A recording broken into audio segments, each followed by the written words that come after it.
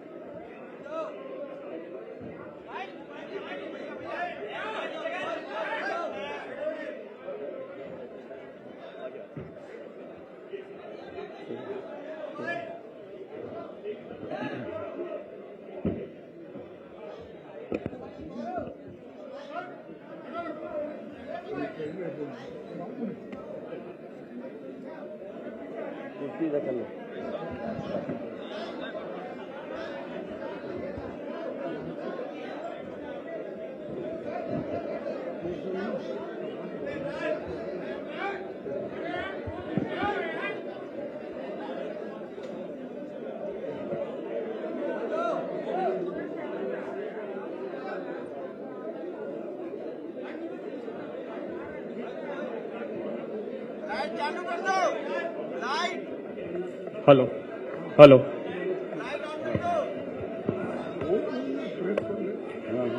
नमस्कार साथियों। मेरे साथियों से निवेदन है कि जो यहाँ खड़े हुए हैं थोड़ा साइड में हो जाएं। आप सबका बहुत बहुत स्वागत है, नमस्कार। इंडिया गठबंधन की आज इस संयुक्त वार्ता में प्रमुख रूप से उपस्थित अखिल भारतीय कांग्रेस कमेटी के सम्माननीय अध्यक्ष आदरणीय मल्लिकार्जुन खड़गे जी, समाजवादी पार्टी के राष्ट्रीय अध्यक्ष आदरणीय अखिलेश यादव जी, अखिल भारतीय कांग्रेस कमेटी के जनरल सेक्रेटरी प्रशासन आदरणीय के.सी. वेणुगोपाल जी, आदरणीय श्यामलाल पाल जी, प्रदेश अध्यक्ष समाजवादी पार्टी के,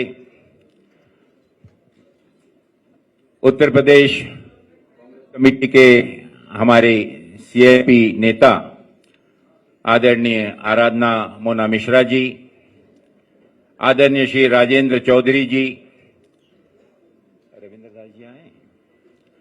आदरणीय रविंद्रास मेहरोत्रा जी, हमारे आदरणीय फकीर सिद्दीकी साहब, उपस्थित फाकीर सिद्दीकी जी, डॉक्टर नासिर हुसैन जी, भाई प्रणव झा जी, उपस्थित सभी पत्रकार साथियों, आज के इस गठबंधन की संयुक्त प्रेस वार्ता में पुनः आप सबका मैं स्वागत करता हूं और निवेदन करता हूं अखिल भारतीय कांग्रेस कमेटी के सम्माननीय अध्यक्ष आदरणीय मल्लिकार्जुन खड़गे जी से कि वे इस प्रेस वार्ता को संबोधित करें।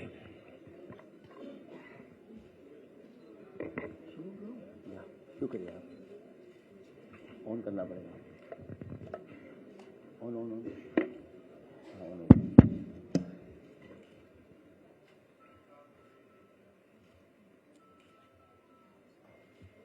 आज के इस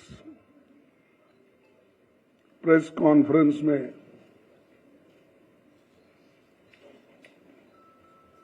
उत्तर प्रदेश के भूतपूर्व मुख्यमंत्री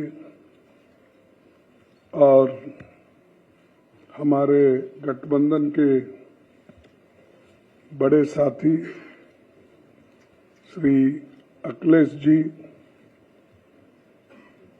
और इस मंच पर बैठे हुए सभी मेरे दोस्तों और यहाँ पर पधारे हुए हमारे मीडिया के सारे बंधुओं मित्रों, ये नहीं कहता मेरे परिवार के लोग बोल के, तो सभी मेरे दोस्त हैं, सभी आप हमारे अपने इस कॉन्फ्रेंस में बड़ी तादाद के साथ यहाँ पर आए हैं, इसलिए आप सबका मैं शुक्रिया अदा करता हूँ।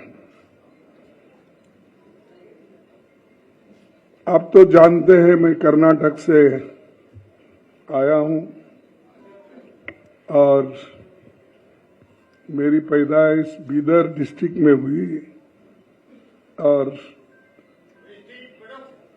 वहां से जब हैदराबाद लिबरेशन के वक्त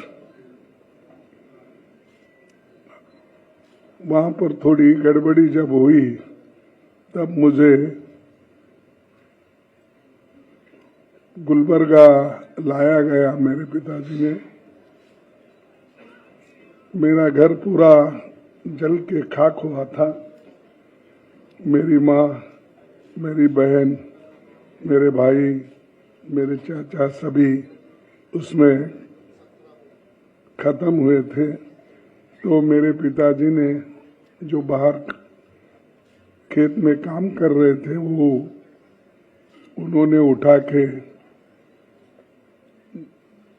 मेरे को यहाँ गुलबर्गा में घूमते घूमते गुलबर्गा में आए और गुलबर्गा में ही थोड़ी सी पढ़ाई वहीं पर हो गई और उसके बाद में मैं एक ही आदमी अपने घर में था तो इसलिए मुझे हर चीज में दिक्कत होती थी। फिर मैं लेकिन थोड़ा लड़ाकू रहने से अब तक मैं जिंदा हूँ। तो ये मेरी अल्प परिचय आपको मैं देना चाहता हूँ और मैं बहुत से चुनाव लड़ा।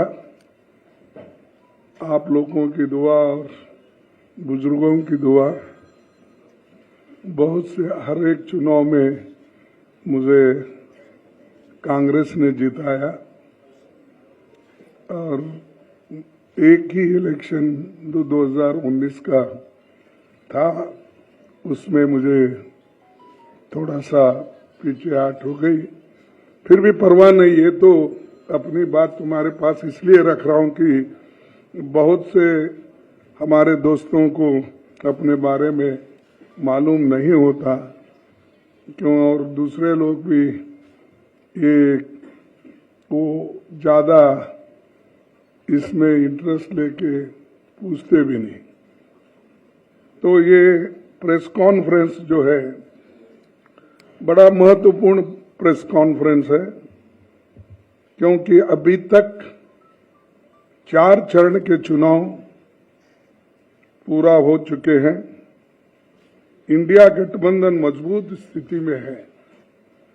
हिंदुस्तान की जनता ने मोदी जी की विदाई तय कर दी है।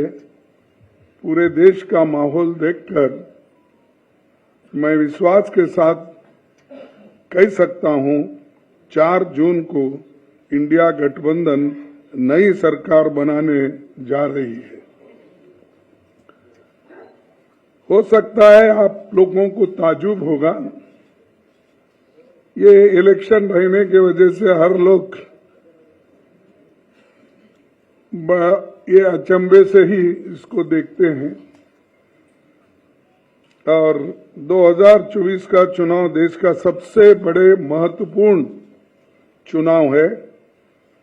ये चुनाव देश के लोकतंत्र को बचाने का, संविधान को बचाने का ये चुनाव है और एक विचारधारा का चुनाव है। हम 2 विचारधाराओं के बीच लड़ रहे हैं।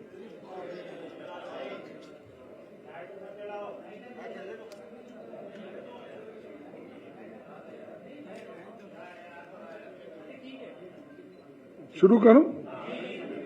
तो ये 2 विचारधाराओं की लड़ाई भी है। एक तरफ गरीबों के पक्ष में लड़ने वाले पार्टियां एक होकर लड़ रहे हैं और दूसरे तरफ जो अमीरों के साथ रह के अंधश्रद्धा और जो अपने को ठीक लगता है वैसे लोग धर्म के आधार पर, रिलीजन के आधार पर वो लड़ रहे हैं। लेकिन हमारी लड़ाई गरीबों के ओर से है, जिनको खाने के लिए एक वक्त का खाना भी नहीं मिलता, जिनको नौकरी नहीं मिलती और जो लोग एम्प्लॉयमेंट के लिए तरसते हैं।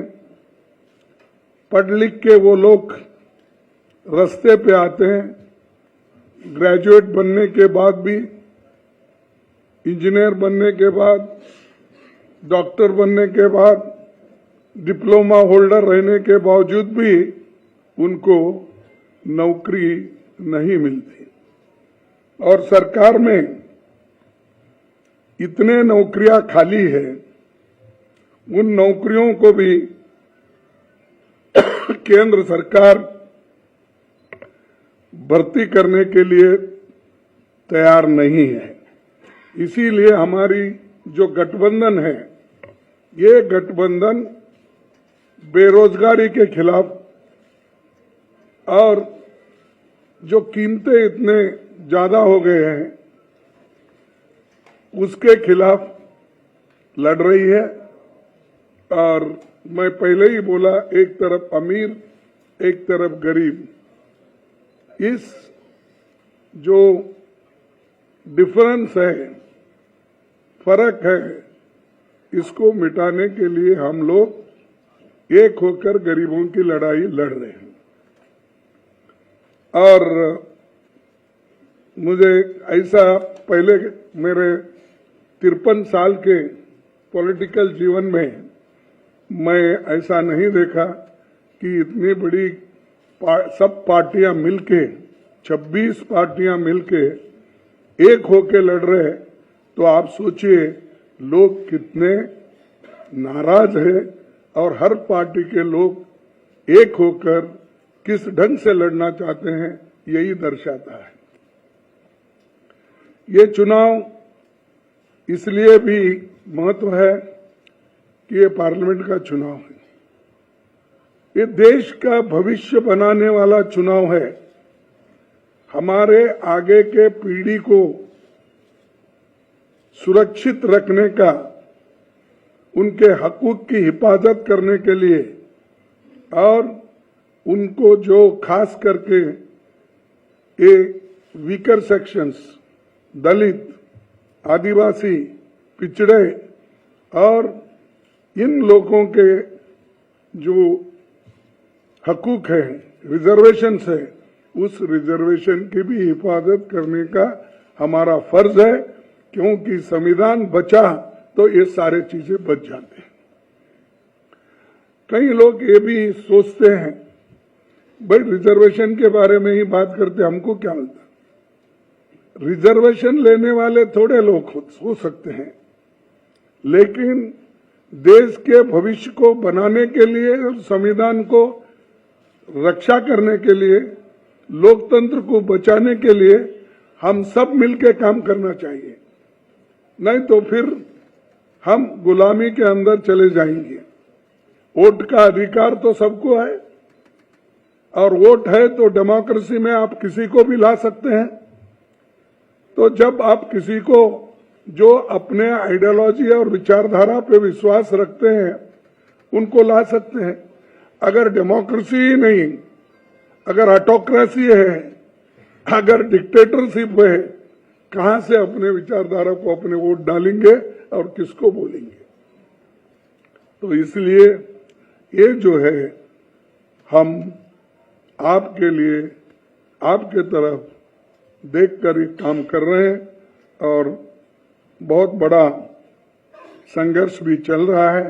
यहां तक कि अपोजिशन पार्टी के लीडर्स को, जहां पर वो बीजेपी के मजबूत लोग हैं, वहां पर हमारे लोगों को नॉमिनेशन डालने से भी रोक रहे हैं।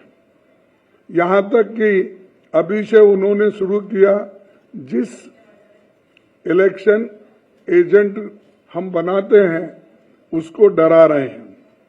और बहुत से ताजुब की बात है, हैदराबाद में मैं देखा कि एक महिला बीजेपी की जो कैंडिडेट है वो तो बुर्का उठा उठा के देख रही, चिट्ठियां कहां से है, क्या है, आप देखे होंगे। तो ये ऐसी स्थिति में फ्री फेयर इलेक्शन होता है? डरा डरा के आप इलेक्शन करते हो। इसीलिए लेवल प्लेइंग ग्राउंड होना चाहिए, लेकिन फिर भी हम लड़ रहे हैं मजबूती के साथ, एक होके आगे बढ़ रहे हैं। और ये 4 इलेक्शन के नतीजे देखने के बाद हमें ऐसा है, रिपोर्ट्स आए हैं कि गठबंधन आगे है और बीजेपी पीछे है। उसके बाद देखिए, देश को तो बहुत कुछ हमने दिया है, खासकर गांधी जी ने जो आजादी दिलाई, नेहरू जी ने जो अपना ये लोकतंत्र का बुनियाद डाला, डॉक्टर बाबा साहब अम्बेडकर ने संविधान लिखा, और इसको पूरा गांधी जी, नेहरू जी और सब जो कॉन्स्टिट्यूंट असेंबली के मेंबर थे वो पूरे सपोर्ट करे और वो समानता के लिए, एक होकर चलने के लिए और सेक्युलर बेसिस चलने के लिए उन्होंने पूरी कोशिश की और वो संविधान अब चल रहा है। इसको बदलने की कोशिश ये लोग कर रहे हैं और हम ये नहीं कहते कि हमारे पास कोई कहने के लिए सबूत नहीं है। ये तो पहली बार हमारे आरएसएस के नेता मोहन भागवत ने कहा, अगर हम आएंगे तो बदलाव लाएंगे संविधान में। और दूसरा कहा, हमारे कर्नाटक में हमको 2/3 मेजॉरिटी इसलिए होना है कि हम संविधान को बदलना चाहते हैं। और उत्तर प्रदेश से तो बीजेपी की ओर से इतने आते हैं कि संविधान बदलने की बात इतने बोलते हैं, तो मुझे ताजुब होता है। और मोदी जी चुप बैठते हैं। अगर आपके पास, क्योंकि हिम्मत की बात बहुत करते हैं आप, 56 इंच छाती तो है ही आपका, ये सब करते हैं, तो उनको डराते क्यों नहीं, पार्टी से निकालते क्यों नहीं? भाई ये संविधान के खिलाफ ऐसा नहीं बोलना चाहिए, ये देशद्रोही का काम है, ऐसा बोलिए। अगर कोई गलत स्टेटमेंट देता है उसके ऊपर इतना आप कूद पड़ते हो, लेकिन ये तो देश को बचाने का और संविधान को बचाने का, लोकतंत्र को बचाने का सब्जेक्ट है, विषय है। इस पे आप क्यों नहीं ये करते? तो वो एक, और बार बार वो अपने भाषण में मटन, चिकन, मंगलसूत्र, ये मणिपुर विषय छोड़ दिए, बाकी यही वो बोलते हुए। देखो भाई, कोई भी आपको कुछ कहना है, वोट लेना है, तो आपके काम पे वोट लो ना। मैंने ये किया, जैसा कि जवाहरलाल नेहरू जी ने बड़े बड़े पब्लिक सेक्टर्स बनाए, HMT, HAL, BEL, BHEL, ये सारे बनाए, और उससे लाखों लोगों को एम्प्लॉयमेंट मिला। बड़े बड़े बांध बनवाए, जिससे हमारा हरी क्रांति इस देश में आ गई। ये काम बताकर आप लो, सिर्फ मैं वो हूं, आज कुछ सुना मैं गरीब माँ का बेटा हूं, ऐसा कुछ बोल रहे थे। एक टीवी को संदर्शन कर रहे थे, तो उसमें बोल रहे थे, लेकिन उनको ज्यादा दिखाते थे, टीवी वाले को जो क्वेश्चन पूछते हैं उनको कम दिखाते थे। तो वो आमने सामने हुआ कि नहीं मुझे मालूम नहीं, लेकिन ये तो हुआ, दिख रहा था। तो ये चीजें वो खुद बोलते हैं, लेकिन अपने लोगों को सुधारने के लिए, देखो भाई ये गरीबों के खिलाफ है, आप बात मत करो, नहीं तो पार्टी से बाहर जाओ। अगर आरएसएस भी कहती है तो तुम्हारी मदद मुझे नहीं होना चाहिए, मुझे देश इम्पोर्टेंट है, सब मिलकर चलना इम्पोर्टेंट है। ये बातें वो तो नहीं करते। ये आर्थिक, सामाजिक, शैक्षणिक, इसके विषय पे भी वो बात नहीं करते।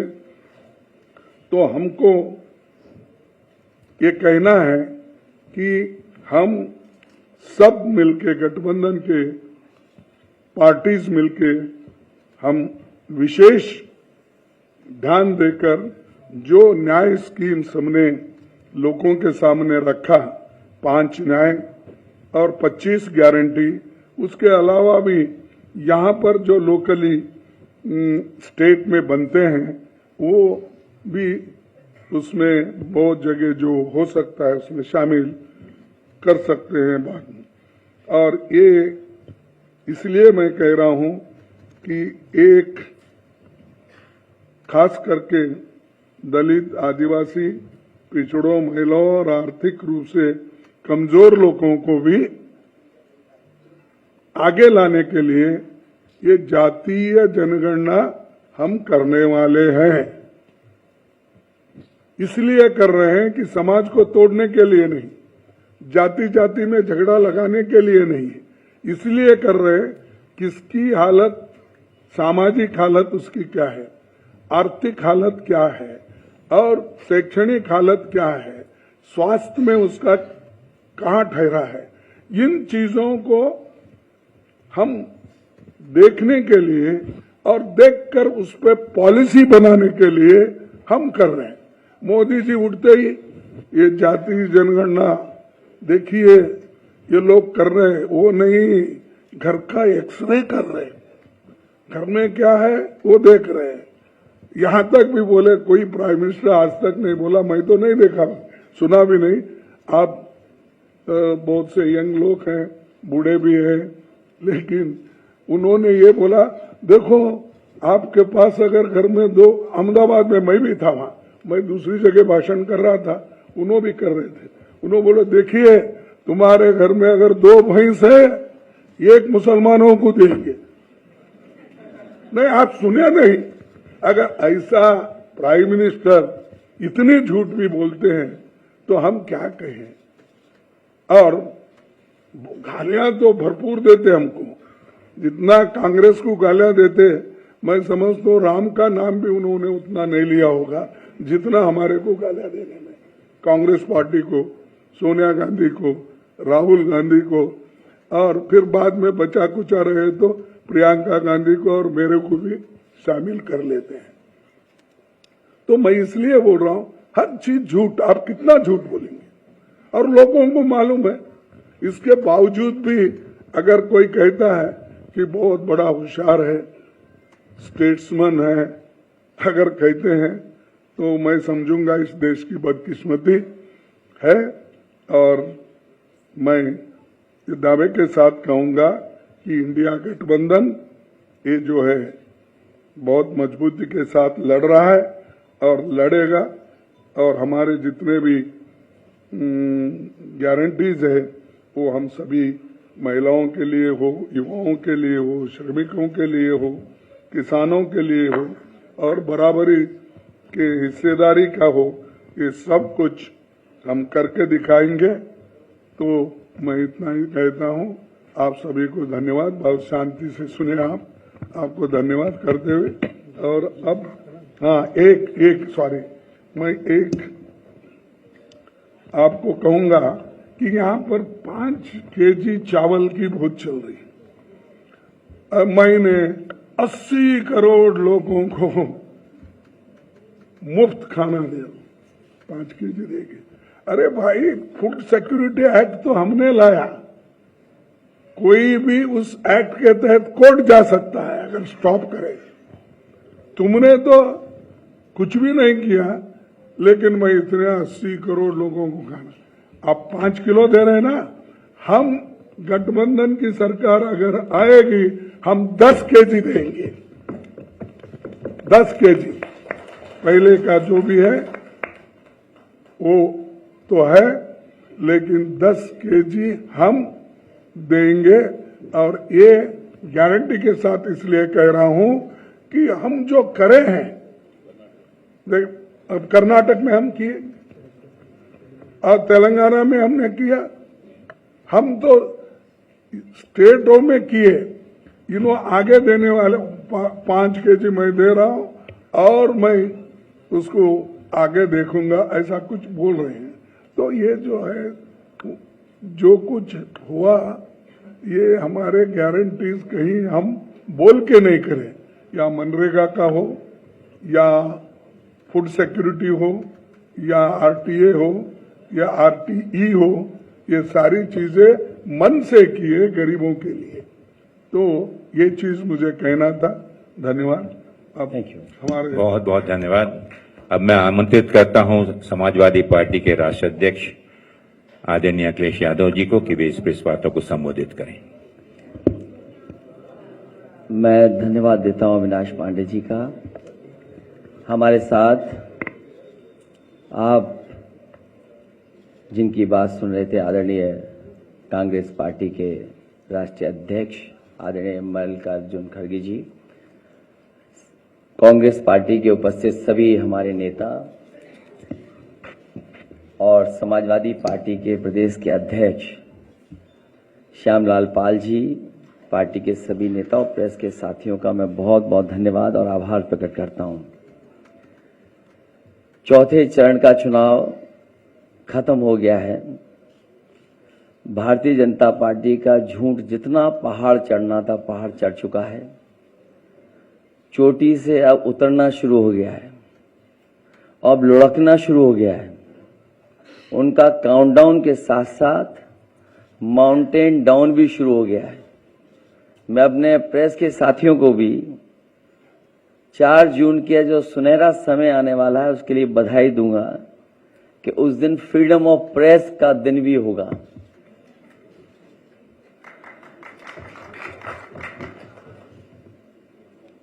मीडिया मुक्ति और फ्रीडम ऑफ प्रेस का दिन भी 4 जून होगा। भारतीय जनता पार्टी अपने ही नेगेटिव नैरेटिव में उलझ गई है और जब हम पीछे मुड़ करके देखते हैं 10 साल दिल्ली की सरकार और लगभग 7 साल उत्तर प्रदेश की सरकार में हर बात उनकी झूठी निकली, वादे उनके झूठे निकले और हाल में जो हम लोगों ने उनका चुनाव देखा है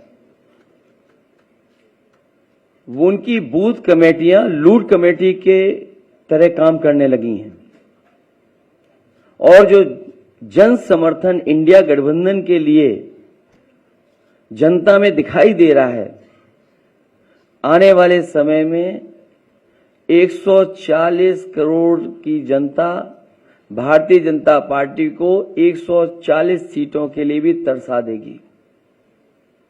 भारतीय जनता पार्टी का रथ फंस नहीं गया है, धंस गया है और इसीलिए उनकी भाषा बदली है। जो उन्हें अपने काम पर वोट मांगना था वो अपनी भाषणों में भाषा बदल दिए हैं। इसलिए नकारात्मक राजनीति का समय खत्म हो गया है। लोग और देश की जनता बदलाव चाहती है। वो बदलाव 4 जून को आने वाला है। इंडिया गठबंधन की सरकार बनेगी। तमाम जो जनता के लिए और जो हमारा किसान बैठा देख रहा है कि किसान की मदद हो, सहयोग हो, खुशहाली के रास्ते पर किसान जाए, उसे जो झूठा सपना दिखाया गया था आय दोगुनी का और काले कानून ला करके जो उसके साथ अन्याय हुआ था वो अभी किसान भूला नहीं है।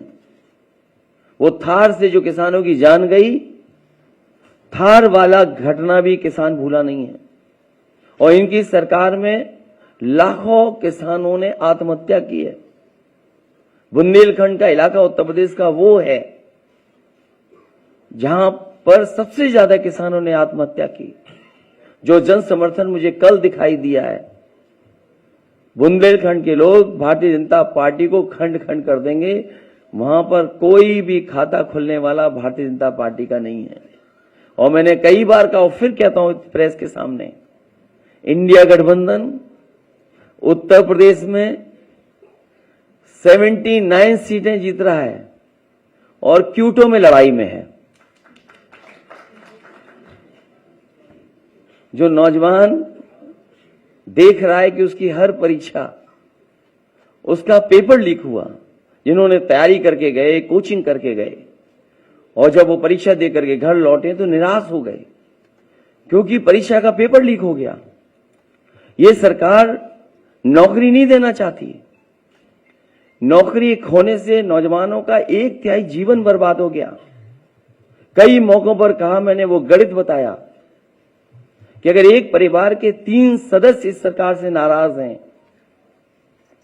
जो बेटा या बेटी परीक्षा लिखने गई थी और उसके केवल मां बाप को हम जोड़ दें, 3 गुणा 60 लाख बनता है 1 करोड़ 80 लाख और 1 करोड़ 80 लाख अगर हम भाग दे दें 80 लोकसभाओं से तो हर लोकसभा में 2,25,000 वोट कम भारतीय जनता पार्टी का हो गया। इसकी भरपाई कहां है? इसलिए पूरा सफाया होने जा रहा है। किसान, नौजवान, व्यापारी, हर वर्ग के लोग भारतीय जनता पार्टी की जो पुरानी कहानी है सुन सुन करके थक गए हैं। इनके जो घिसे पिटे डायलॉग हैं उनको भी कोई नहीं सुनना चाहता। इसलिए इस बार परिवर्तन होना तय है।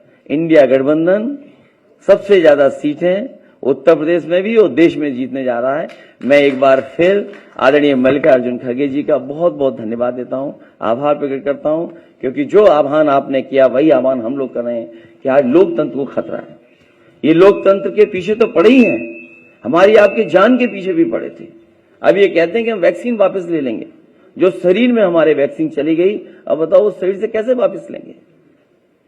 और लोकतंत्र तो खत्म करना ही चाहते हैं। संविधान ने जो अधिकार, न्याय और जो हमारे लिए रास्ता चुना था उसको भी खत्म करना चाहते हैं। उससे पहले हमने आपने देखा है कि हर इंस्टीट्यूशन को इन्होंने खत्म कर दिया। हर इंस्टीट्यूशन को ये खत्म कर रहे हैं। इंस्टीट्यूशन का खत्म होना ही हमारे आपका बाबा साहब भीमराव अम्बेडकर जी का दिया हुआ संविधान को खत्म करने का रास्ता है। इसलिए देश की जनता लोकतंत्र को भी बचाएगी और भारतीय जनता पार्टी को इस बार हारने का काम करेगी। बहुत बहुत धन्यवाद आदरणीय अखिलेश जी। साथियों, समय कम है, कुछ प्रश्न आदरणीय खड़गे जी से और अखिलेश जी से आप लोग पूछना चाहें तो पूछें। मैं सबसे पहले आमंत्रित करता हूं जो नाम मेरे पास में आए हुए हैं, आदरणीय भाई वीरेंद्र सिंह जी, भारत समाचार से।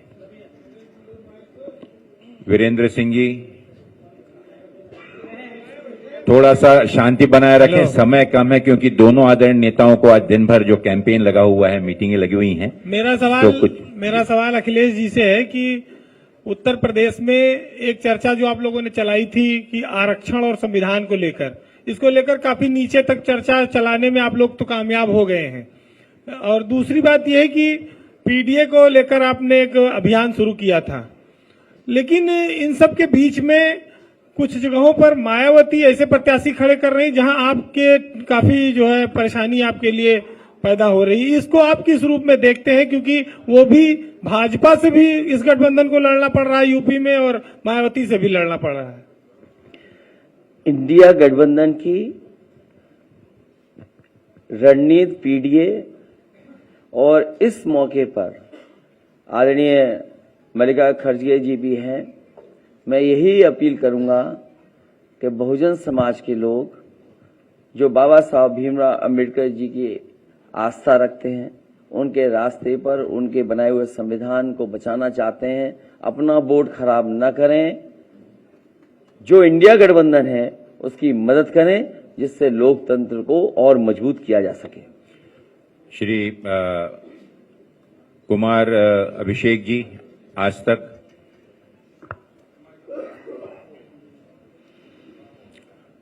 सर, मेरा सवाल खड़गे साहब से है।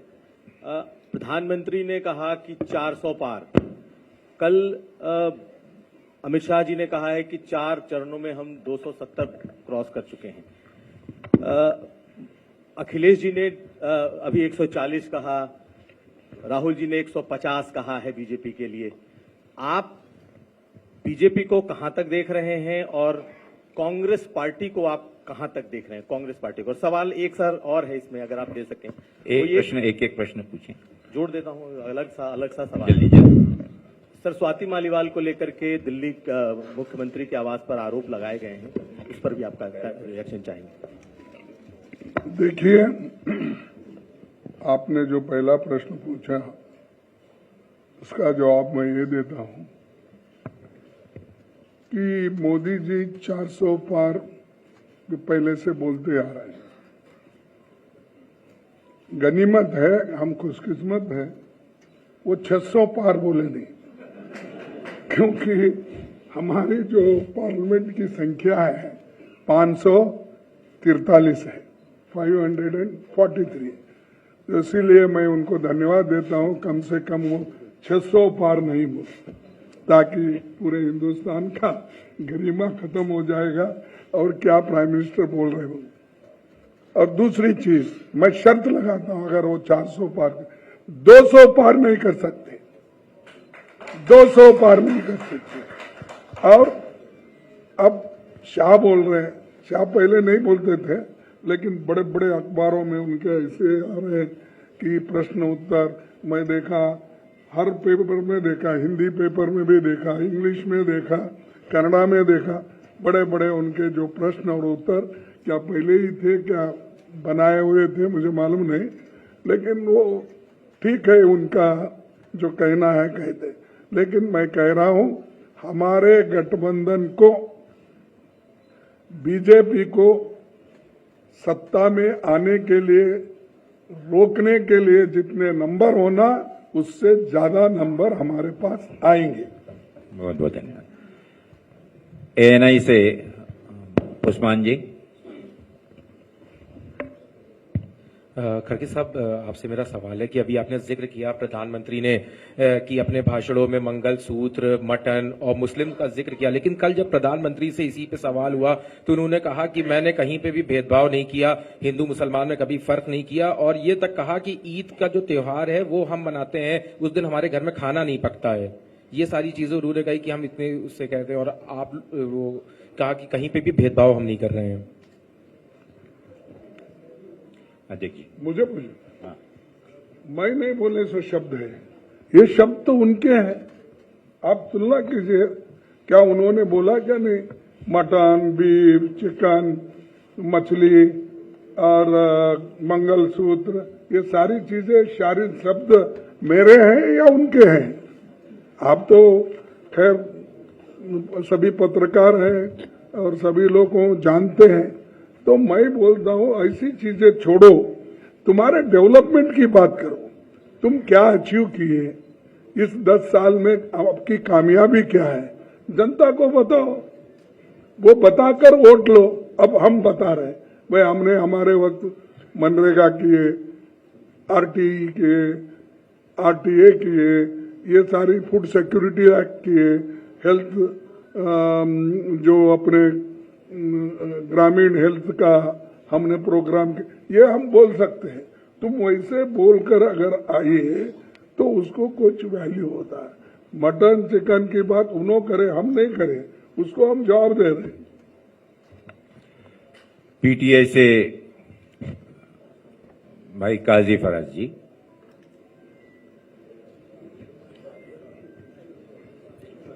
पीटीआई अमर उजाला।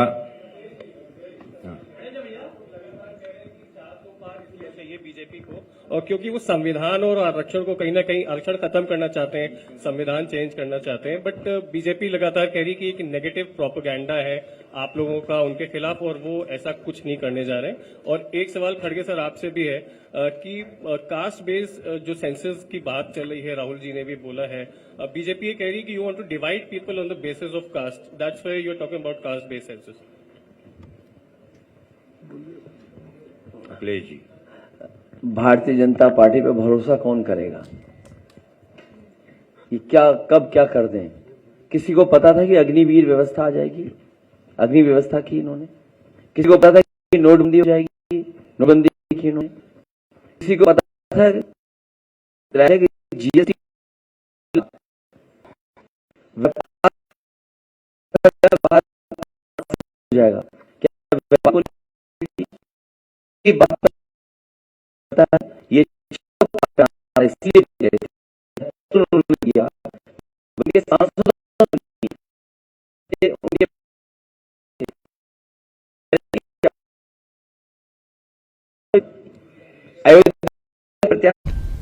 एक्सटेंडेड, जैसा कि अब तमिलनाडु में हुआ 69% है, तो हम एक तो 50% से ज्यादा आरक्षण देंगे, और दूसरा अब जो आरक्षण है उसकी सुरक्षा के लिए भी हम लड़ रहे हैं सब मिलकर।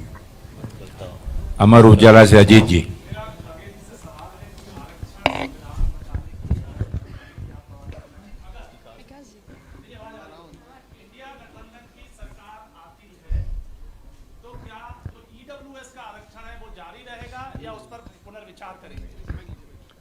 ये देखिए, सिर्फ रिजर्वेशन बचा रहे, आप अगर ठीक बात करें, freedom of expression, freedom of writing, ये सब चले जाएगा ना। इसीलिए हम ये बात कर रहे, सबकी बात कर रहे हैं, उसमें रिजर्वेशन की बात एक मुद्दा है। तो हमारे फंडामेंटल राइट्स जितने भी है उसको बचाना एक है, आरक्षण बचाना अलग है, और उसी के साथ जो हमारे को ये प्रॉपर्टी राइट्स है, सब ये सब संविधान में है, उसकी भी रक्षा उसमें होती है। इन्होंने जो अलग अलग तोड़ फोड़ के जो बोल रहे हैं, ये लोगों को डिवाइड करने के लिए वो खुद बोल रहे हैं, ये सबको मालूम है। दैनिक जागरण मनोज त्रिपाठी जी।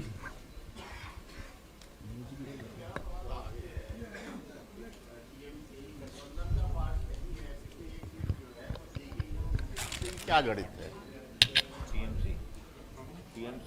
किससे पूछ रहे हैं आप? अच्छा, मुझसे पूछ रहे हैं। हमारी दोस्ती ऐसी ही चलती है, दोस्त बनाते हैं हम लोग, सबको साथ लेके चलते हैं। हिंदुस्तान अजीत खरे जी।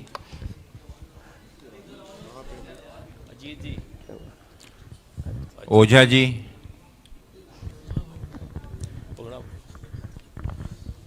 मेरा सवाल खड़गे साहब से है। कांग्रेस का जो न्याय पत्र है, यही गठबंधन का क्या माना जाए कि गठबंधन का भी यही घोषणा पत्र है या संयोजक? जो आपका न्याय पत्र है, जो घोषणा पत्र है, वह क्या जो आपके सभी सहयोगी दल हैं सबका वही घोषणा पत्र है या कोई कॉमन मिनिमम प्रोग्राम बनाएंगे आप लोग? अब देखिए, ये तो हर पार्टी अपना। अखिलेश जी सहमत हैं इनके न्याय पत्र से? क्या चीज? आप इनके न्याय पत्र से सहमत है पूरी तरह? नहीं, देखिए, जो आपका मैनिफेस्टो न्याय पत्र है या जो हमारे सुझाव है जनता के बीच में जो विजन डॉक्यूमेंट है, मान लीजिए जातीय गणना पे कांग्रेस पार्टी, समाजवादी पार्टी, अन्य दल सब साथ हैं। मान लीजिए हम जनता में ये कह रहे थे कि आटा और डाटा फ्री मिलेगा, अभी कांग्रेस पार्टी कह रही है कि, और इन्होंने पहले से फूड सिक्योरिटी एक्ट लाए हैं, राशन में सुधार लाएंगे, मात्रा बढ़ाएंगे, तो हमारे इनमें फर्क क्या है? हम जो बेस्ट दे सकते हैं जनता को वो हम मिल करके देंगे। चलिए साथियों, का समय कम है। मौसमी जी, एक मौसमी जी कर ले, पूछ लेते हैं। आप एक तो थोड़ा शांति बस एक सर। हाँ जी, एक मिनट मौसमी जी, एक मिनट रुकिए, उनका प्रश्न एक मिनट जी। लेकिन थोड़ा सा अगर क्रमबद्ध तरीके से चलें तो समय कम। पूछिए मौसमी जी, पूछिए। नमस्कार सर, मेरा सवाल छोटा छोटा है, खड़गे साहब से भी और अखिलेश जी से भी। खड़गे साहब, मेरा सवाल आपसे ये है कि एक वोटर्स में मायूसी देखने को मिल रही है, वोट प्रतिशत थोड़ा कम हुआ है। क्या आपको लगता है कि कौन सा वोटर घर पे बैठा है? बीजेपी के नेता ये कह रहे हैं कि यूथ बाहर नहीं निकल रहा, जो राम मंदिर के दौरान 3 दिन आगे पीछे बाहर सड़कों पर दिखा था। तो कौन सा वोटर घर बैठ गया? क्या 400 का नारा बैकफायर किया है?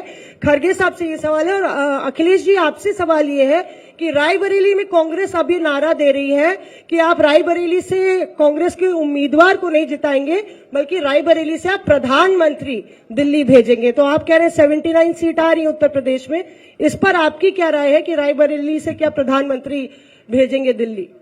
नहीं, हम अपनी कोई स्ट्रेटेजी आपको नहीं बताएंगे।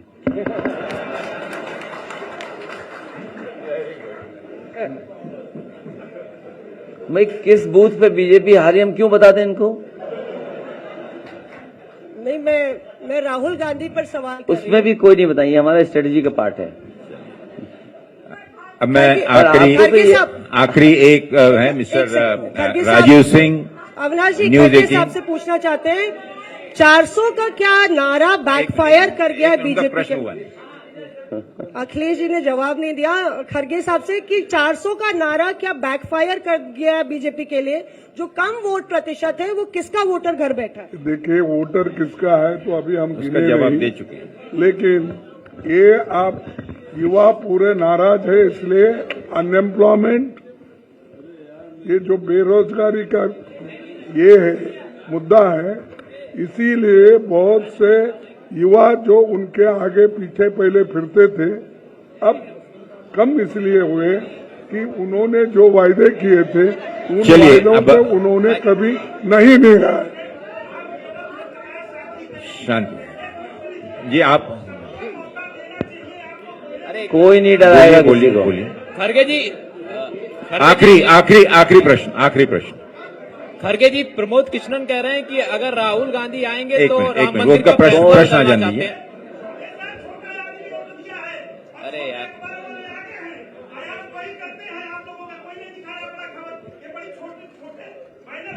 आपका प्रश्न बोलिए ना, प्रश्न बोलिए आपका प्रश्न। खड़गे जी, आप प्रश्न, एक मिनट शांति, ऐसा मीटिंग ऐसा प्रेस का खराब मत करिए भाई, खराब माहौल खराब मत, सब लोग शांति, आप भी शांति से बैठिए। आपका प्रश्न पूछिए, जल्दी प्रश्न पूछिए। खड़गे जी, मेरा सवाल है आपसे कि एक मिनट, उनका प्रश्न है आपके लिए अलग से। खड़गे जी, प्रमोद कृष्णन कह रहे हैं कि अगर राहुल गांधी आते हैं तो वो चाह रहे थे कि राम मंदिर का फैसला बदल दिया जाए, इसको किस तरीके से देखती है, पार्टी का क्या स्टैंड है इस पे? जी।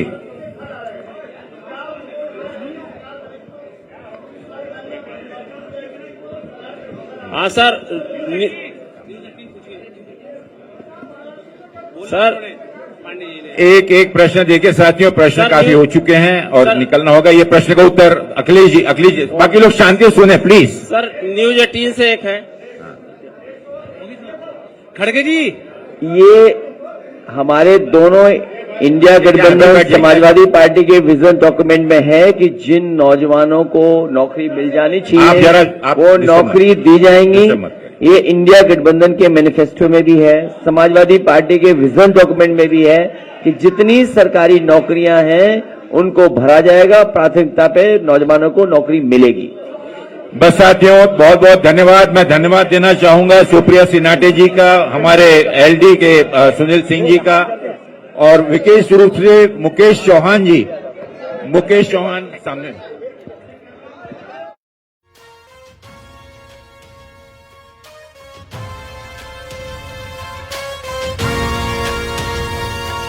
गठबंधन है ये इंडिया का गठबंधन है, गठबंधन है ये इंडिया का गठबंधन है।